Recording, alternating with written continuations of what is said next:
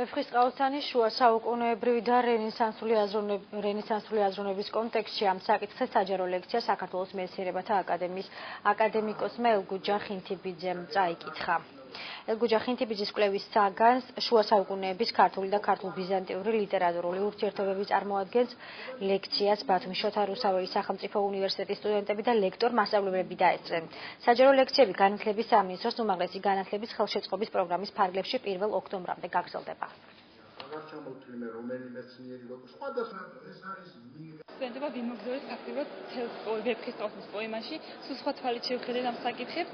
ძალიან დამაფიქრებელი იყო ეს, ვინაიდან ჩვენ სკოლაში პერიოდში მიღებული ცოდნა გამოცდილება და უნივერსიტეტის პროფესორების მიერ გააზრებული თითოეული დეტალი ჩვენთვის დღეს პრაქტიკას წარმოადგენდა. ბუნებრივია, ბევრი სიახლეა მის საკითხულ ლექციაში, მით უმეტეს პრობლემა, რომელიც გამოკვეთა მან ვეფხისტყაოსნისა და შექსპირის წყაროების საკითხი და წყაროების მიმართება, ეს არის სრულად ახალი გზა და ახალი დიდი თემა ფილოლოგიაში და მედიევისტიკაში. განვიხილე როგორც სიუჟეტის საკითხი და ფაბულისა ვეფხისტყაოსანში, როგორც ვეფხისტყაოსნის გმირები, როგორც ჩანს მასში შუა საუკუნეებრივი მოდელი და როგორ არის იგი ინოვაციურად რენესანსულამდე მიყვანილი.